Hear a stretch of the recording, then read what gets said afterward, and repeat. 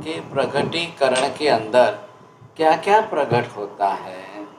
जब हम आप कर्म शास्त्र अच्छी तरह से समझ लेंगे, पढ़ लेंगे, सीखेंगे, तभी आपको ख्याल आएगा, नहीं तो कैसे ख्याल आएगा। ऐसी स्थिति के अंदर परमात्मा का अनंत वीर्य गुण प्रकट हो गया, तो उनके अंदर जो है हर चीज अनंत भाव में प्रकट हो।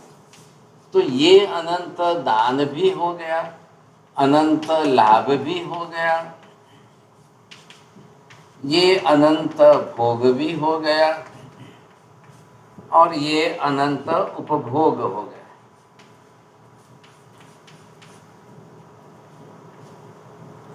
हाँ जी, आत्मा का अनंत वीर्य गुण जो है, इसके अंदर ये 5 शक्तियां मुख्य रूप से है। अनंत दान की शक्ति है, अनंत लाभ की शक्ति है, अनंत भोग है, अनंत उपभोग है, अनंत वीर्य है। ये इस तरह से जो गुण के रूप में दिए गए हैं, अब इनके अंदर जब ये गुण प्रकट हो जाते हैं, तब इसको बाह्य पदार्थों के साधन सामग्री की आवश्यकता नहीं रहती। अब ये हमें समझना है, अभी इस समय सिद्ध परमात्मा में ये सभी गुण प्रकट है, अंदर के 5, और मुख्य नाम इसका हो गया अनंत वीर्य। अभी सिमंदर स्वामी, युगमंदर स्वामी आदि 20 विहरमान तीर्थंकरों में ये 5 पूर्ण रूप में प्रकट में और सिद्धों में ये समान प्रमाण में प्रकट रहता है। अरिहंत सशरीरी यहाँ पर जो है 4 घाती कर्मों का क्षय करके जो बैठे हैं, उनके अंदर चौथा कर्म जो है ये अनंत वीर्य का है। अब निरावरण हो गया, कर्म के आवरण निकल गए इसके अंदर से। अब यहाँ इस पर कोई कर्म का आवरण नहीं है। अब इसको लक्षित करके, इन गुणों को लक्षित करके देवचंद्र जी महाराज सुविधिनाथ भगवान के स्तवन में आगे की बात कर रहे हैं। पहले उन्होंने क्या देखा, मोहनीय कर्म का क्षय हो गया, और आत्मा के अंदर जो समता है, समाधि है, सहनशीलता है, सहिष्णुता है, ये गुण जो प्रकट हो चुके हैं सब। तो पहली गाथा में उसका वर्णन किया, दिठो सुविधि जिनंद समाधि रसे भरे हो। सुविधिनाथ भगवान को देखते ही देवचंद्र जी महाराज को कैसे ख्याल आया सब। देखिए, एक तो दर्शन हम भी करते हैं, मंदिर में जाकर भगवान की प्रतिमा के दर्शन कर रहे। एक दर्शन योगी ध्यानी ध्यान में बैठकर आंख बंद करके दर्शन करता है, और वो जब आंख बंद करके अपनी ध्यान दशा में दर्शन करते हैं, तब वो गुण दर्शन करते हैं। हम उस कक्षा तक नहीं पहुंचे हैं, तो हम अभी दृष्टि दर्शन करते हैं। दृष्टि दर्शन में सामने परमात्मा की प्रतिमा जी है। तो दृष्टि दर्शन में आपको बाह्य दर्शन होंगे, और ध्यान और योग की अवस्था में आप दृष्टि बंद करके जब प्रतिमा के दर्शन करेंगे, तब प्रतिमा नहीं, अब गुणों के दर्शन होंगे। वो परमात्मा कैसे हैं। यहाँ देवचंद्र जी महात्मा ये ध्यान योग में परमात्मा के गुण दर्शन करके उन शब्दों को लिख रहे हैं। दीठो सुविधि जिनंद समाधि रसे भरे। समाधि, इसको रस संज्ञा दी है, रस, इसके साथ रस जोड़ा है। मैं आपको ये पूछूं, गन्ना खाएं, शुगर केन, और गन्ने के अंदर रस होता है, तब आपको मिठास आती है। लोग गन्ने की मिठास के लिए हैं। अब यूं ही गन्ने के शुगर केन के टुकड़े करके आप चबा लेंगे, तो आप तो रस पिएंगे और कुछ आप बाहर फेंक देंगे। उसको कहते हैं रसपान। तो यहाँ पर परमात्मा के अंदर जो ये गुण प्रकट हुआ है, भगवान को इन गुणों वाले देख रहे हैं। तब वो गुण दर्शन होगा। हम दर्शन करें और भगवान का एक भी गुण दिखाई न दे, तब हम गुण दर्शन नहीं कर रहे, हम दृष्टि दर्शन कर रहे। उस समय हमारा दर्शन जो है एक लिमिटेड हो जाता है। बस हमने मूर्ति देख ली भगवान की, बस राजी हो गए। तो हमारे अंदर जो है, हमारे ध्यान योग की साधना के दर्शन नहीं है। हम राजी किसमें? छे प्रतिमा मनोहारिणी दुखहरी श्री वीर जी नंदनी, हमारे ये शब्द हैं। छे प्रतिमा मनोहारिणी, बस हमने प्रतिमा के गुण गाए। इतनी सुंदर मूर्ति है, इतनी सुंदर अंग रचना है, शरीर के ऊपर का अंग श्रृंगार इतना सुंदर है, हम वहीं तक सीमित रहते हैं। ये है हमारे द्रव्य दर्शन है। अभी हम भाव दर्शन की गुणवत्ता में नहीं गए, इसलिए गुण दर्शन नहीं हो पा रहे हैं। ये स्थिति है। तो गुण दर्शन के लिए हम क्या करें? हम भी ध्यान में जाए, हम भी योग में जाए, हम भी स्थिरता में जाए। हम जैसे जैसे आत्मा के अंदर के गुणों में प्रकट हो दीठो सुविधि जिनंद।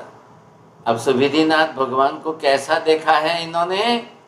अंदर से गुण दर्शन करते हुए समाधि रसे। ओ हो, अरे ये भगवान, ये परमात्मा सुविधिनाथ तो इतनी समाधि के भरे हुए हैं, इतने रस भरे हुए।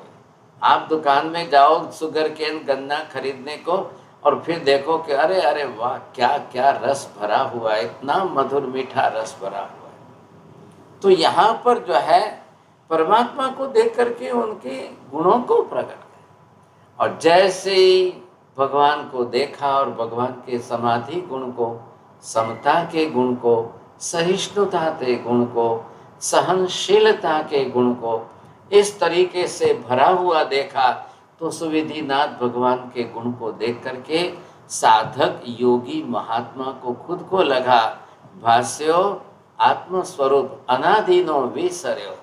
अरे वाह, अरे वाह, हे भगवान, अब मेरा तो, मुझे तो जो है अनादि काल का, भूतकाल का मेरा संसार में भूल ही गया हूँ। मेरे राग द्वेष, मेरे क्लेश कसाय, अनादि काल के जो मेरा स्वभाव, सब जो स्वरूप में भूल गया था ना, अब वो सब मुझे, अब सकल विभाव उपाधि, वो सब मुझे, अब सब कुछ जो है वो विपरीत भाव, विकृत भाव, वो उपाधि लग रहा है, और वो सब भूल करके मैं अब उसमें से बाहर निकल रहा हूँ। ये विशेषता है कि अब मैं उसमें से बाहर निकल रहा हूँ। सत्ता साधन मार्ग बणी ए संचर्य होला। हे भगवंत, जो आपके अंदर प्रकट हुए हैं, मेरे में वो सत्ता में पड़े तो हैं, प्रकट नहीं है, सत्ता में तो है ये सब। ये मुझे जो भान हुआ है, समझे कि नहीं, मुझे कैसे हुआ, मेरी दशा क्या है? तो अब साधक अपनी दशा ये बता रहा है कि हे भगवान, आपके समक्ष अब मैं क्या कहूं? अब आपके अंदर जो गुण प्रकट हुए हैं, वही मेरे अंदर जो है वो ढके हुए आवरण से।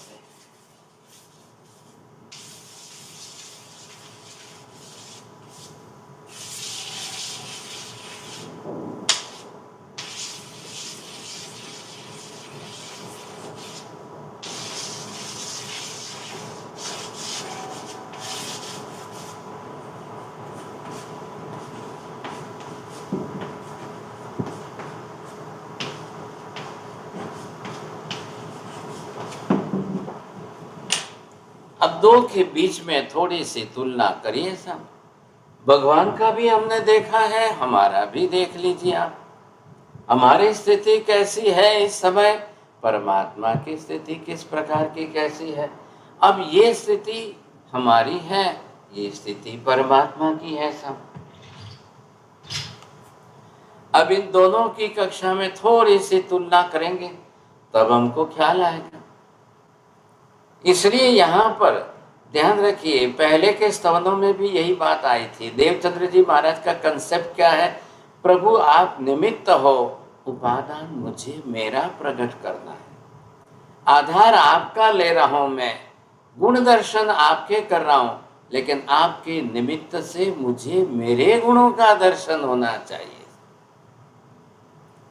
इसलिए कहा है कि परमात्मा दर्शन के साथ साथ स्व आत्म दर्शन, अपने आत्म दर्शन होने चाहिए। परमात्मा के आत्मा के दर्शन कर रहा हूं, मुझे मेरी आत्मा के दर्शन हो रहे हैं कि नहीं हो रहे, वहां तक पहुंचना है। परमात्मा दर्शन साध्य नहीं है, परमात्मा दर्शन साधन है।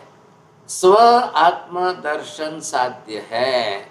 स्व दोष दर्शन और स्व दोष क्षय, स्व दोष दर्शन करके अब दोषों का क्षय करके, कर्म का क्षय करके स्व गुण दर्शनम और फिर स्व गुण प्रगटीकरण, प्रक्रिया वो है।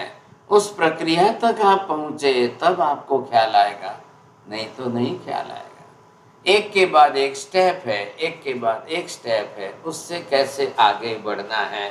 तो यहाँ पर जो है आगे चलिए साहब। तुम प्रभु जान करीति सर्व जग देखता हो लाल, निज सत्ता ये शुद्ध सौने लेखता हो। हे भगवान आप कैसे हो? अनंत ज्ञान भी है, अनंत दर्शन भी है, आप वहां से मुझे देख रहे हो। इस समय अनंत सिद्ध परमात्मा हमारे जैसे अनंत संसारी जीवों को देख रहे हैं। इस समय महाविदे में बैठे हुए सिमंदर स्वामी आदि 20 विहरमान इस समय हमको अनंत संसारी सहकर्मी जीवों को देख रहे हैं। अब हमको देख करके उनको कुछ हो रहा है क्या? क्यों होगा कुछ? हम तो संसारी जीव आहार निहार आहार निद्रा मैथुन परिग्रह सब संज्ञा सब प्रवृत्तियों में सब में लगे रहते हैं, सब कुछ करते हैं। और भगवान जानते ही, देख रहे, जान रहे। तुम प्रभु जान करीति सर्व जग देखता, आपके पास केवल ज्ञान केवल दर्शन है, आप सब कुछ देख रहे हो, जान रहे हो। परमात्मा को कोई राग द्वेष नहीं हो रहा है, कोई क्लेश कसाय नहीं हो रहा है, कोई राग द्वेष की बात ही नहीं है। क्यों होगा? कोई राग द्वेष नहीं, कोई क्लेश कसाय। ये विशेषता है। अब परमात्मा केवल ज्ञान से सब कुछ जान रहे हैं, सब कुछ देख रहे हैं। निज सत्ता ये शुद्ध सबने लेखता। इधर देखिए आप ध्यान से, भगवान हमको कैसे किस स्वरूप में देख रहे हैं, किस स्वरूप में जान रहे हैं। और देख करके भगवान की एक दृष्टि है, कर्म है तो कर्म दिख रहे हैं, और इन कर्मों के नीचे हमारी आत्मा में भी यही गुण पड़े हुए। इस समय महाविदे में सिमंदर स्वामी आदि 20 तीर्थंकर भगवान देशना क्यों दे रहे हैं? क्यों दे रहे? वो क्या दे रहे? देशना में क्यों दे रहे? आप स्पष्ट समझिए। ऐसे सिमंदर स्वामी आदि 20 तीर्थंकर इस समय अनंत संसारी जीवों के अंदर उनकी आत्मा में भी सत्तागत यही गुण पड़े हैं। भगवान कह रहे हैं जो मेरे गुण है वही तेरे गुण, जो मेरे में प्रकट हुए वो तेरे में भी सत्ता में पड़े हैं। पर्याय का भेद है, पर्याय भेद है, कोई अन्य फर्क ही नहीं है। द्रव्य से आत्मा स्वरूप दोनों का समान है, ये हम द्रव्यानुयोग में सीख चुके हैं। गुण सत्तागत और गुण प्रकट दोनों ही समान हैं। इस समय हमारी आत्मा में भी गुण पड़े, इतना ही नहीं, एक एक गुण अनंत प्रमाण में सत्ता में पड़ा है। फर्क क्या है? हमारे गुण पर आवरणीय कर्म है, परमात्मा ने आवरणीय कर्म का क्षय कर लिया है। तो वो भगवान वहां से बैठे तो देख रहे हैं कि अरे मेरे जितने ही गुण इसमें पड़े हैं, मेरे जैसे ही गुण पड़े हैं, और सिर्फ कर्म का आवरण है। इसलिए इस साधक को मुझे जगाना है, इस आत्मा को मुझे अंदर से जगाना है कि ये आत्मा जो है कैसे अपना स्वरूप समझे, कैसे अपना स्वरूप जाने, कैसे अपने आवरणीय कर्मों का क्षय करे, ये कैसे अपने आवरणीय कर्म घटावे। इसलिए भगवान उपदेश दे रहे, देशना दे रहे, और देशना के अंदर यही धर्म, यही तत्व, यही सब कुछ परमात्मा समझा रहे, ये उद्देश्य है। आप बरोबर समझ लीजिए, ये लाइन यहाँ पर यही है, तुम प्रभु जान रीति सर्व जग देख। हे भगवान, आपके देखने की रीत, आपके जानने की रीत ऐसी है कि आप सब जीवों को जब देखते हो केवल ज्ञान से, और उस समय आप ये जान रहे हो कि निज सत्ताए शुद्ध सहुने लेखता, अपने जैसे ही सत्तागत गुण वाले सबको आप देख रहे हो, सबको आप जान रहे हो, आपको कुछ भी नहीं लगा। और इसी कारण परमात्मा को किसी जीव के प्रति राग द्वेष नहीं हो रहा है।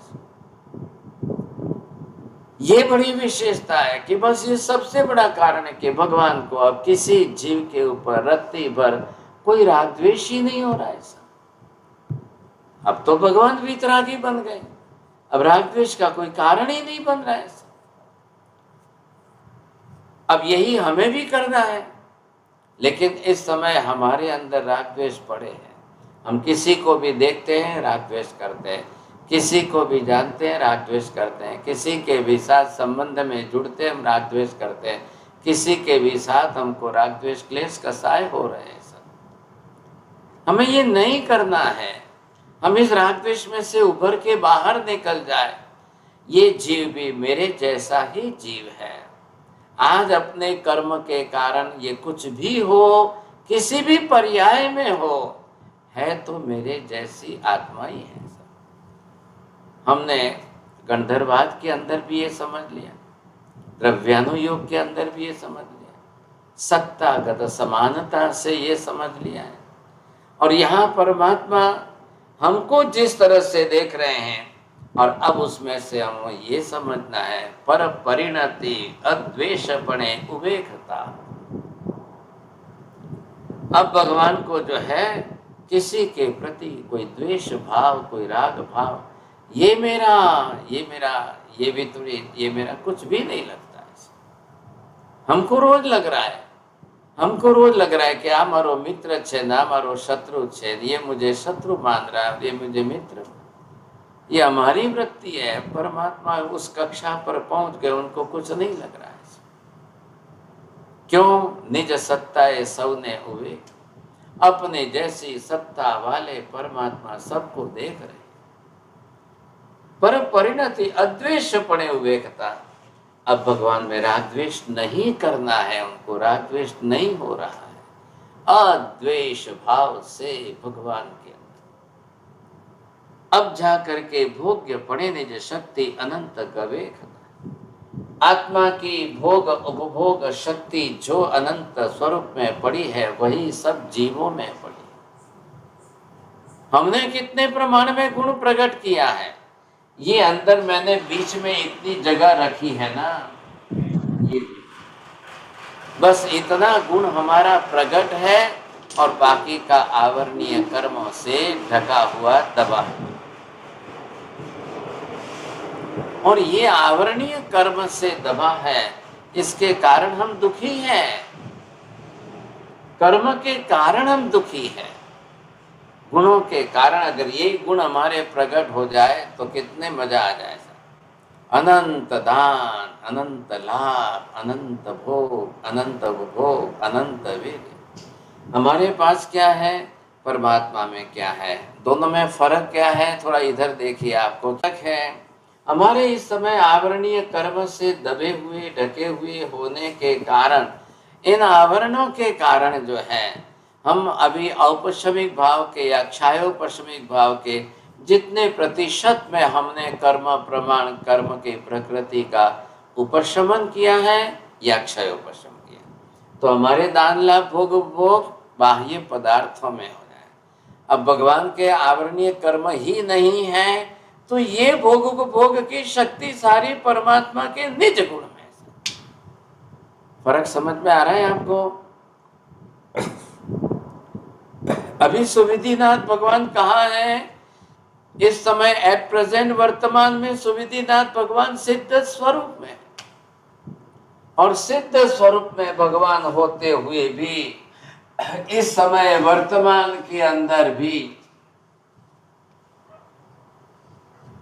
अब उनके अंदर ये अनंत दान, ये अनंत लाभ, ये अनंत भोग, ये अनंत उपभोग, ये सारे गुण इस समय उनके अंदर पूर्ण रूप में प्रकट है।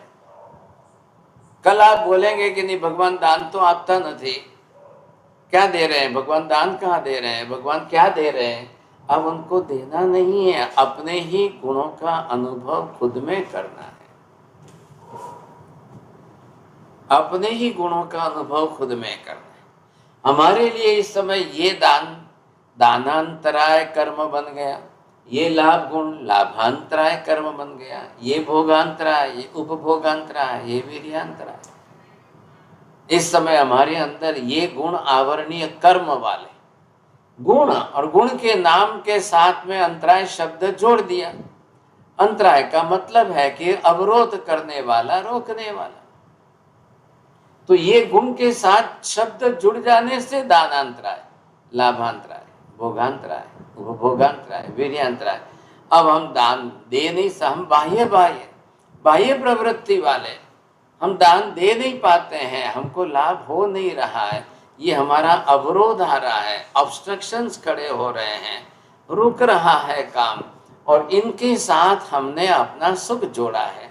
साधन सामग्री मिले तो लाभांतराय, कम हुआ तो मिला है, आप दे सकते हो।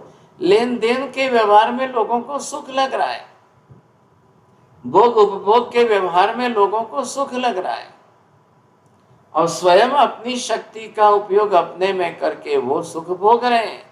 अब आत्मा की शक्ति है, लेकिन आत्मा ने अपनी शक्ति को देह शक्ति में प्रवाहित किया, और काम वीर्य, भोग वीर्य, अब वो अपनी तरफ से विषय वासना के काम भोगों में सुख मान रहा है। ये उसकी जो है मिथ्या बुद्धि बनी हुई है। मुझे कोई दे उसमें मैं सुखी, मुझे कोई खाने पीने को मिले तो मुझे सुखी, पहनने को मिले मुझे सुखी, साधन सामग्रियां मिले मैं सुखी। ये इनके अंदर हमने अपनी सुख बुद्धि कर दी। ये भ्रमणा है, भ्रांति है, ये वास्तविकता नहीं है, ये सच्चाई नहीं है। अब कैसे बचें तो कैसे बचें? अंतराय कर्म है, और इस अंतराय कर्म के कारण ये परिस्थिति यहाँ पैदा हो चुकी है, समझा गया। तीसरी गाथा में ध्यान दीजिए, दाना दिक निज भाव अताते परवशा हो लाल। ये अनंत दान लाभ, ये जो अपनी आत्मा के स्वाधीन थे, निज गुण के रूप में थे, अब वही जो है आवरण के रूप में ढक करके ये परवश हो गए। इस समय हमारी स्थिति क्या हुई? परवशता आई, पराधीनता आई।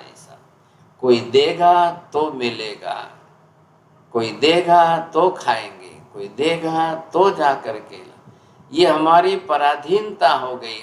इसलिए अंतराय जो है वो विघ्न कारक है। अब वो आपको दुख दे रहा है, उसके कारण दुखात्मक दुख की परिस्थिति आ गई। अब भगवान ने क्या किया है? अंतराय कर्म ही क्षय के अनिवार्य है। ध्यान रखिए, भगवान बनने के लिए, अरिहंत बनने के लिए, सिद्ध की बात नहीं हो रही है। अरिहंत भी बनना है तो मात्र केवल ज्ञान, मात्र केवल दर्शन पाया और काम हो गया नहीं। आपने अंतराय कर्म का भी क्षय अनिवार्य रूप से करना ही करना है।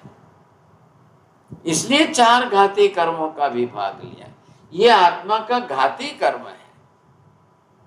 अंतराय कर्म भी आत्मा के दान लाभ भोग उपभोग और वीर्य गुण का घात करने वाला, मतलब नुकसान करने वाला, नाश करने वाला बड़ा भारी घाती कर्म है।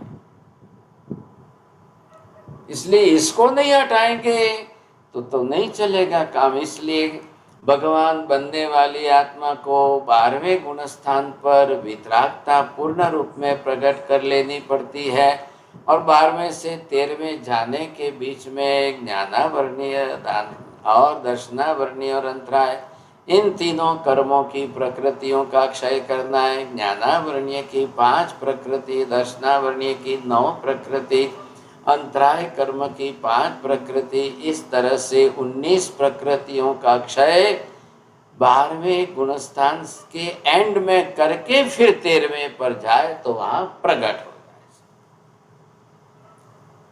13वें गुणस्थान पर पहुंच करके प्रकट नहीं करना है, 12वें के अंत में क्षय करके गुण प्रकट करके 13वें जाना है। आखिर नाम क्या दिया है इनका? गुणस्थान, कर्मस्थान नाम नहीं दिया है, थोड़ा ध्यान से समझिए। कर्मस्थान नाम नहीं दिया है, गुणस्थान दिया है। अब गुण प्रकट होने हैं, गुण प्रकट करेंगे अपने आप आगे का गुणस्थान, गुण प्रकट हो गए आगे के गुणस्थान पर पहुंच जाइए।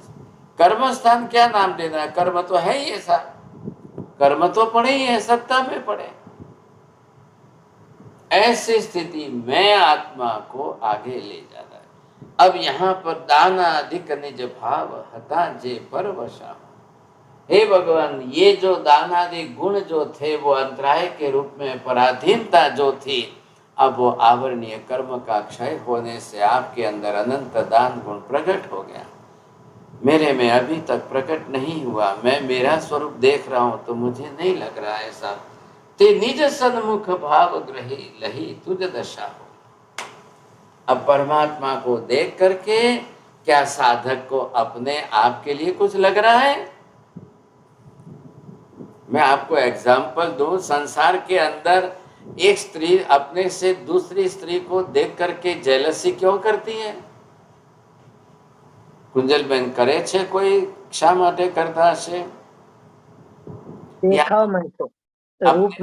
अपने से ज्यादा कपड़े देख लिए, दागिने देख लिए, आभूषण देख लिए, उसका घर बंगला देख लिया, उसकी धन संपत्ति देख ली, तो हमेशा जेलसी जो है ना, ईर्ष्या द्वेष बहुत।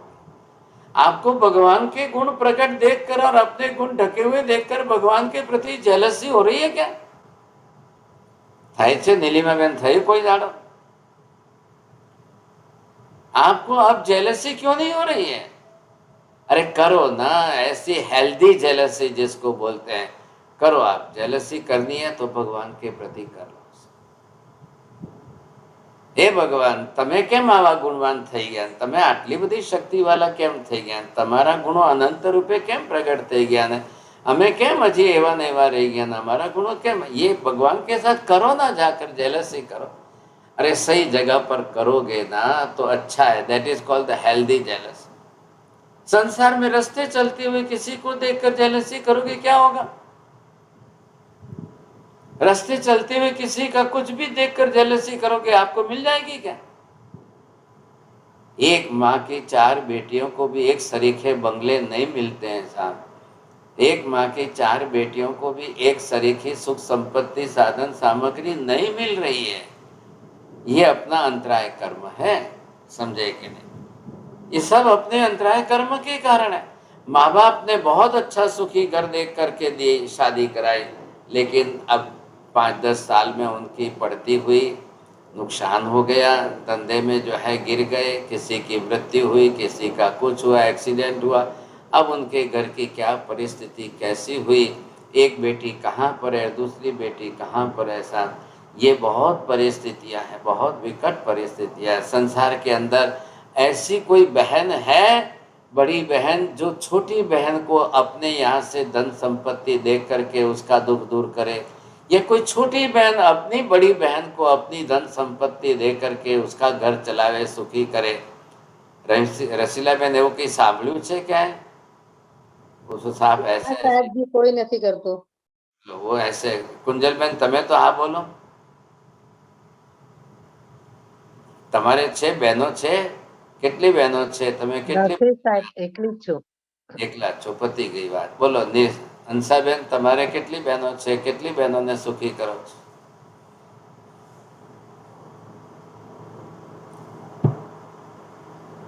चलो जानी बेन।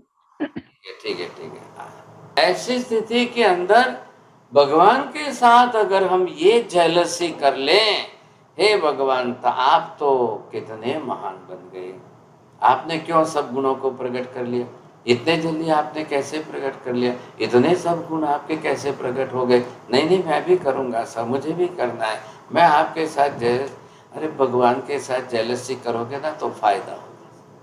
संसार में किसी की जेलसी करके कुछ भी मिलने वाला, आज दिन तक कितने लोगों ने जेलसी की, कुछ भी नहीं मिला, कुछ भी नहीं। ते निज सन्मुख भाव ग्रही लही तुझ दशा होला। हे भगवंत, अब आपने जो गुण प्रकट किए हैं, मैं आपके गुण देखने नहीं आया हूँ, आप तो मेरे लिए एक दर्पण हो, आपको मैं दर्पण जैसे मान करके आपके गुणों के अंदर मैं मेरा स्वरूप देखना चाहता हूँ। निज दोष दर्शनम जिन गुण दर्शनम, फिर निज गुण दर्शनम, ये कक्षा हमारी आनी तो चाहिए ना। आ रहा है ख्याल में आपको? 4 भंग के साथ बोलो, बोलो राहुल भाई बैठा हो, आप देखो। दर्शन निज दर्शन, जिन गुण निज गुण,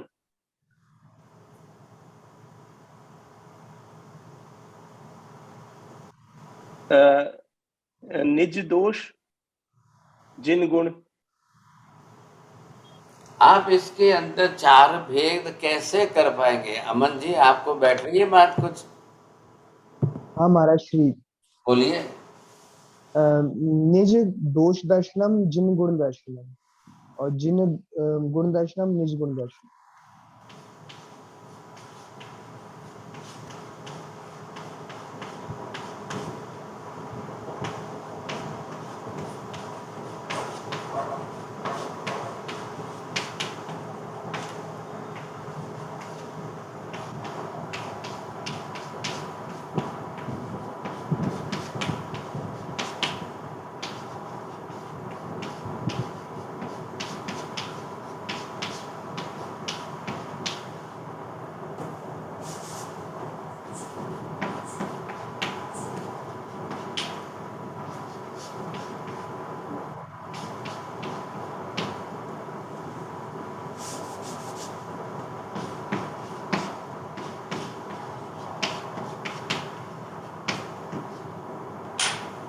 चलो अब नीलिमा में नवे बोलो।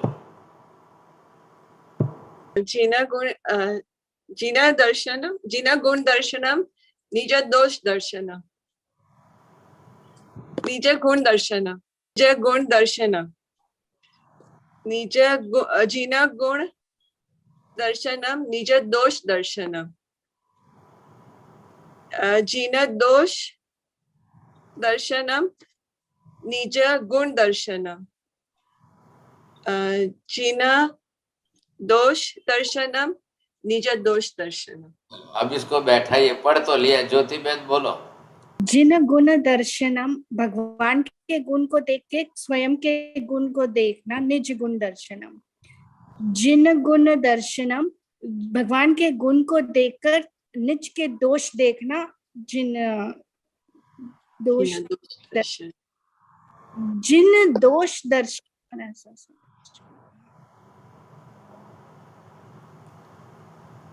जिन दोष, भगवान के दोष कैसे देख?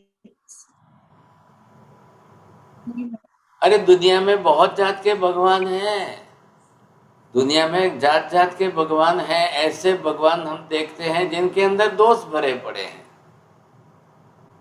वो भगवान कहने के लिए भी लायक नहीं है, लेकिन दुनिया भगवान मान रही है उनको।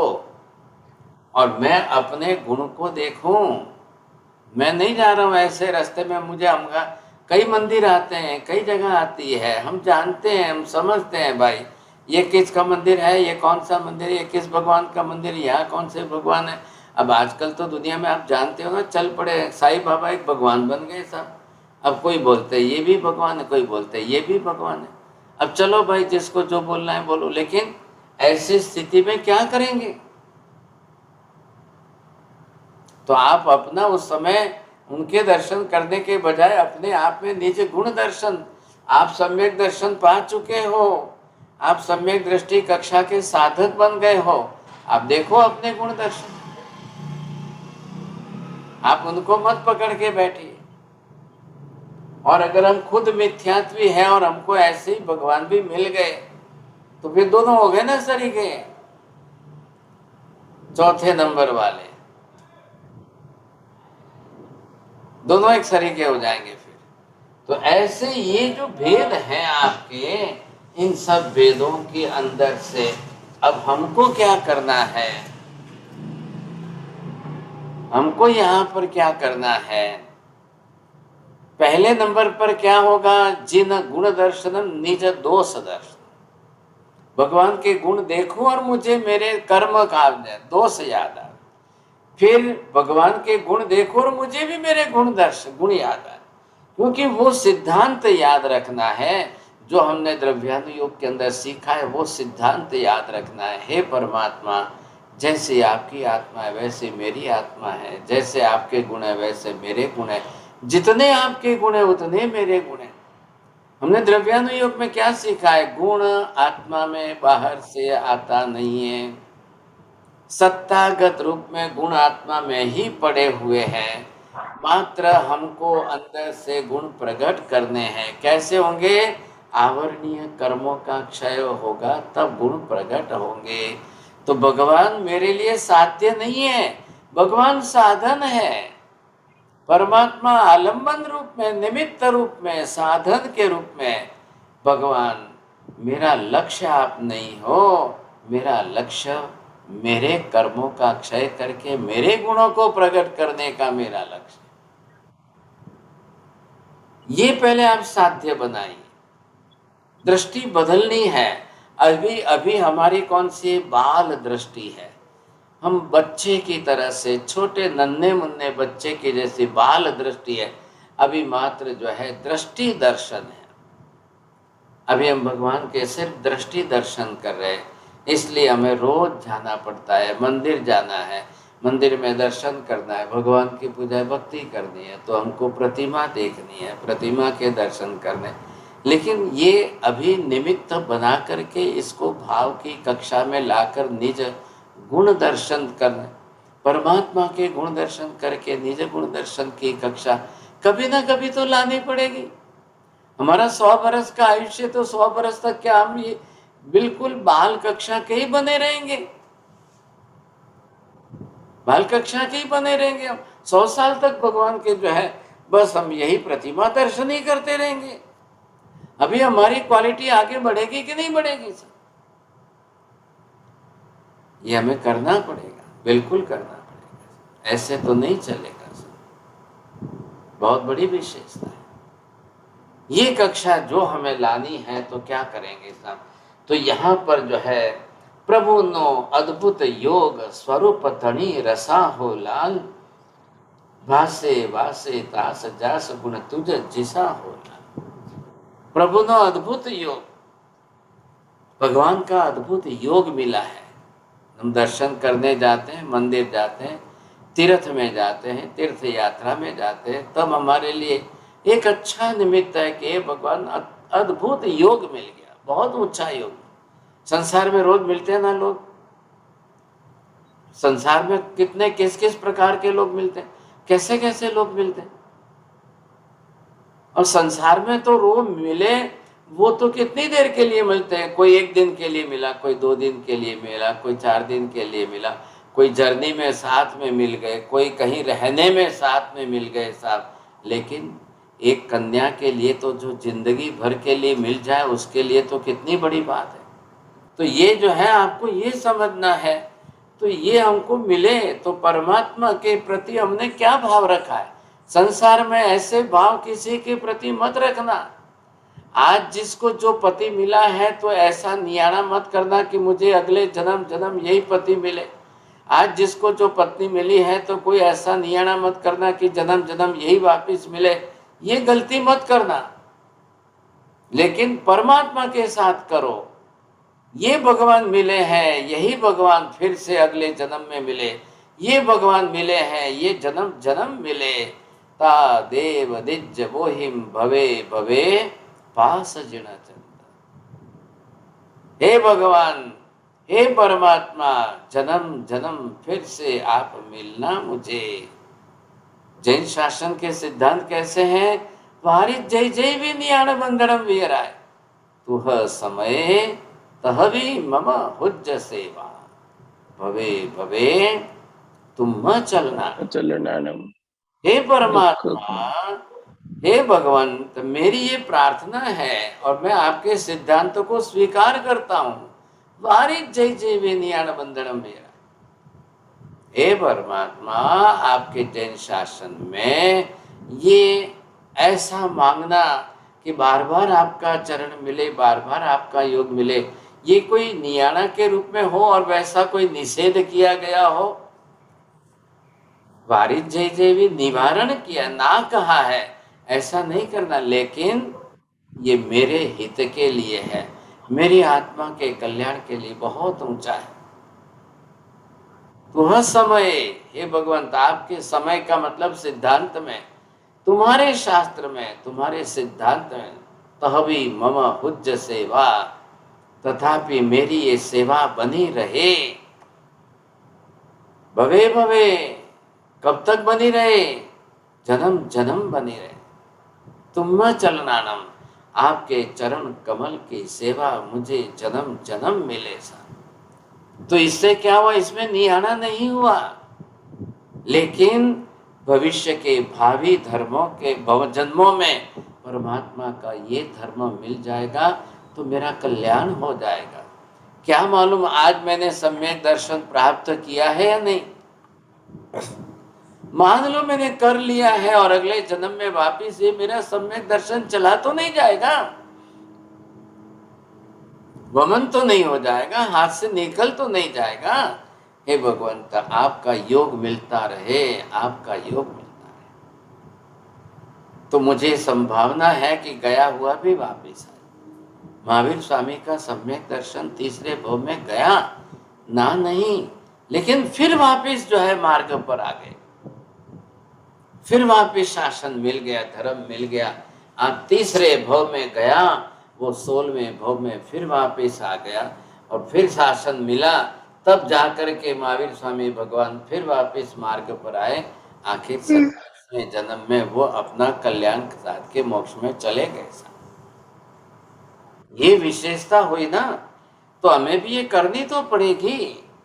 प्रभु नो अद्भुत योग स्वरूप तनी रसा होला। हे भगवंत, आपका अद्भुत योग जो मिल जाए तो मेरा तो कल्याण हो जाए साहब, निश्चित रूप से हो जाए।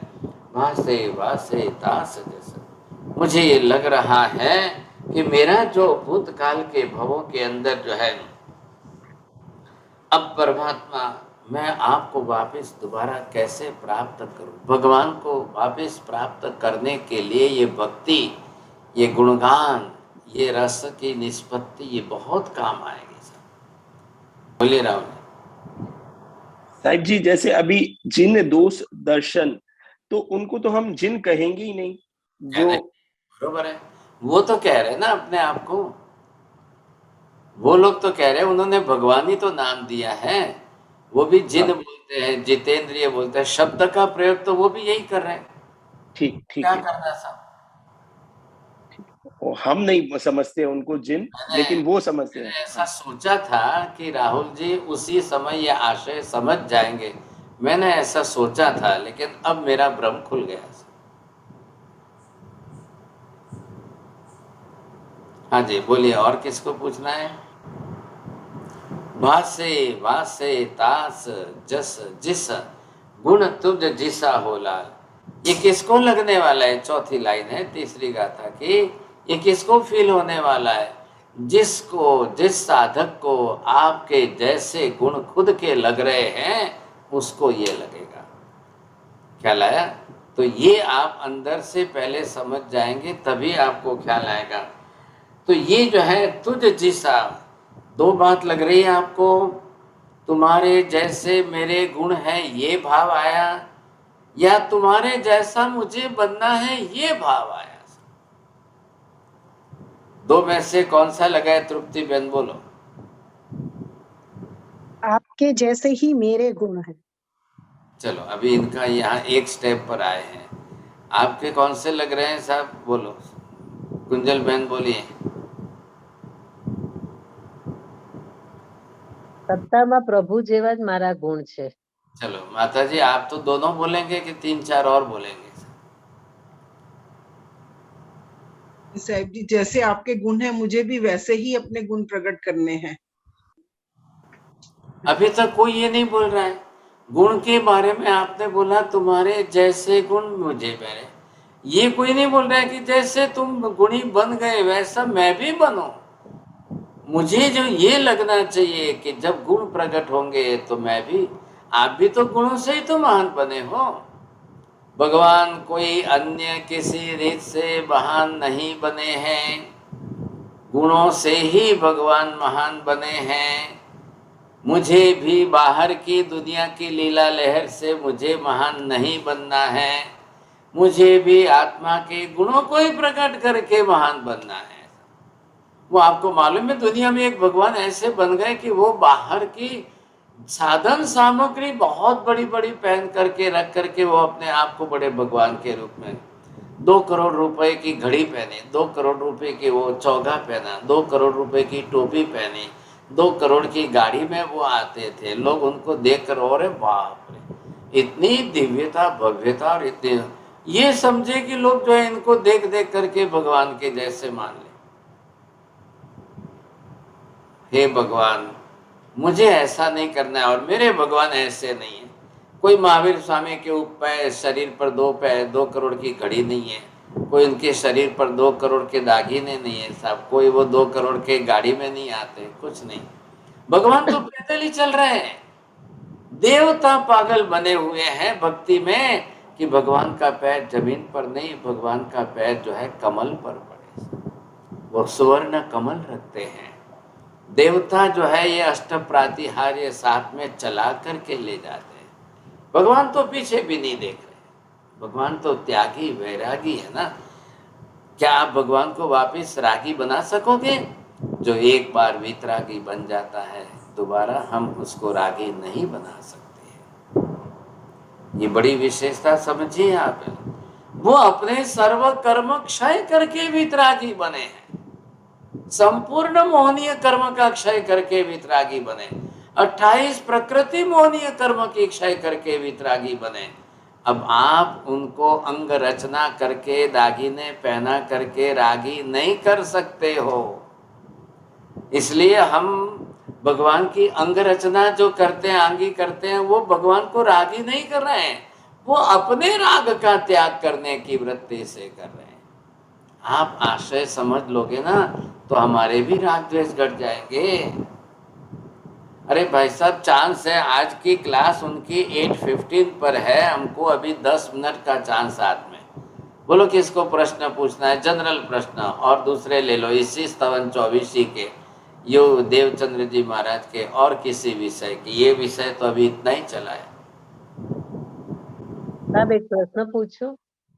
जो अपना 4 वो थे ना, उसमें एक था जिन दोष दर्शन, तो वैसा भी हो सकता है? कोई बोलते हैं प्रतिमा जी है, पत्थर है, उनका क्या दर्शन करना, प्रभु में दोष देखते हैं, वो आ सकता है यहाँ पे? नहीं, वो खाली वो जब प्रतिमा ही नहीं है, पत्थर ही देखना है तो उसके बाद में क्यों? अरे दुनिया के अंदर जो 2 वाले भगवान है ना, वहां तक ले जाओ अपनी दृष्टि, बस। अच्छा, बस वहां भी वृत्ति तो है, जीवों के अंदर है ही, सवाल ही नहीं। सब प्रकार के अलग अलग प्रकार के सब है। हाँ बोलिए, और किसको प्रश्न पूछना है? चलिए अमन जी बोलिए जल्दी आप। क्या महाराज श्री हम पर्याय की अपेक्षा भी समानता देख सकते हैं भगवान और हम में? बिल्कुल, वही तो करनी है। द्रव्यगत समानता आ गई, गुणगत आ गई, अब पर्याय की तो करनी बाकी है।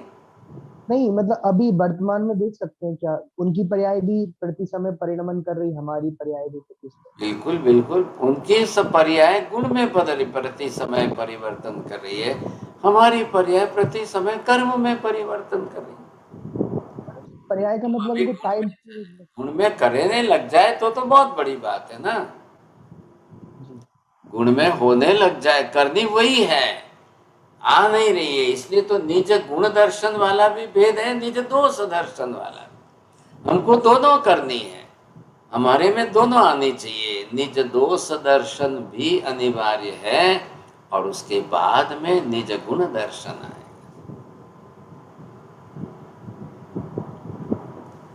मनसा, अपने दोष तो मालूम होता है ये मेरा दोष है, बट वो सुधरता नहीं है, तो उसके लिए कैसे? तो वो आवरणीय कर्म भारी है और हमारा पुरुषार्थ कम है, ये भी तो बात है ना। इधर दोनों तरफ आप देखेंगे तो आपको ख्याल आएगा कि इस तरफ एक तरफ जो है, आज तो टाइम है इसलिए थोड़ा ज्यादा कर रहा हूं।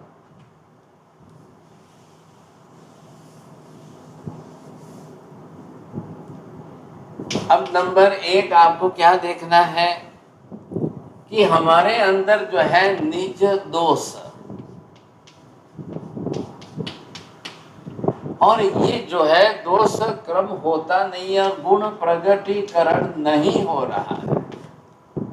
निज दोष दर्शन तो हो रहा है, लेकिन अब निज दोष दर्शन होते हुए भी गुण आपका प्रकट होने लग जाएगा। नंबर 3, निज गुण ही प्रकट कर दोष दर्शन करने लग जाओगे तो फिर जो है आगे आपका गुण भी प्रकट होने लगेगा। और एक बार अहंकार में आ गए और अपना गुण ही देखने लगे, गुण भी ना देखो, इधर जो है वो भी दोष ही दोष आप अपना देखने लगो, और फिर वापिस जो है निज दोष प्रकट हो ही नहीं रहा, ये भी नहीं जा रहा है, दोष ही आपका प्रकट रह रहा है। तो हो रहा है क्या कि हम इस समय अहंकार भाव में चल रहे हैं, और ऐसी परिस्थिति में आ करके आप अगर अपने गुणों को ही देखने लगते रहो, नहीं नहीं मेरे में तो गुण है, मेरे में कोई दोष नहीं है, मेरे में कहाँ दोष है। मैंने कहा हर व्यक्ति को अपना स्वभाव अच्छा लगता है, सामने वाले का ही खराब लगता है।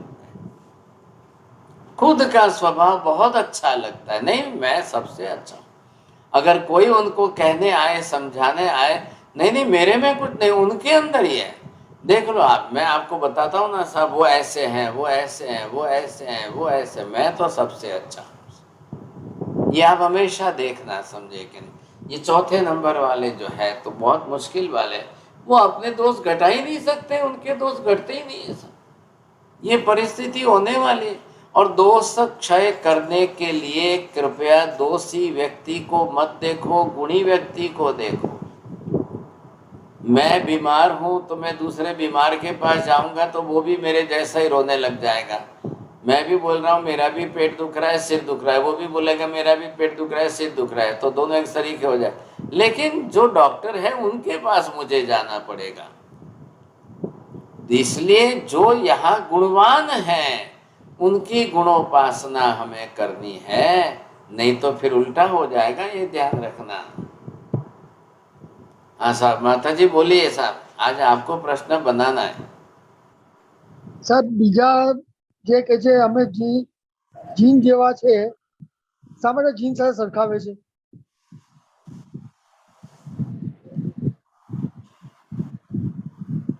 अब इसका उत्तर मेरे को भी नहीं आता है, प्रश्न आपका बहुत बड़े आचार्य महाराज को पूछना पड़ेगा।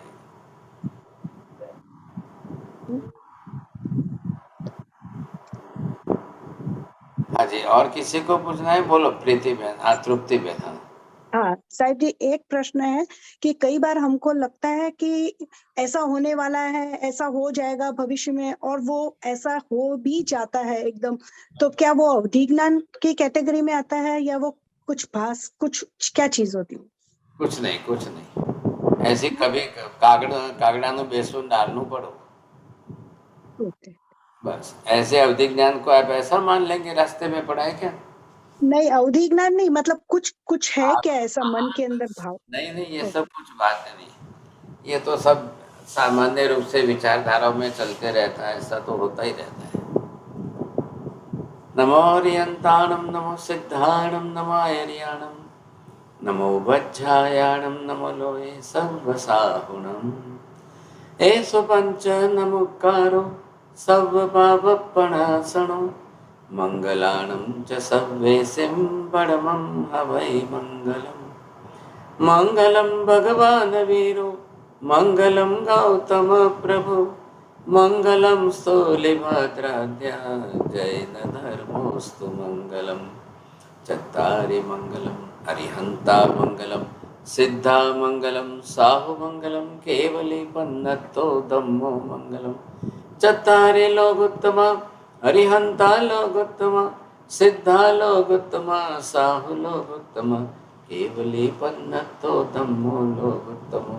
चत्तारि शरणं प्रव्रजामि अरिहन्ते शरणं प्रव्रजामि सिद्धे शरणं प्रव्रजामि साहु शरणं प्रव्रजामि केवलीपन्नतं धम्मं शरणं प्रव्रजामि। सर्वमङ्गलमाङ्गल्यं सर्वकल्याणकारणं प्रधानं सर्वधर्माणां जैनं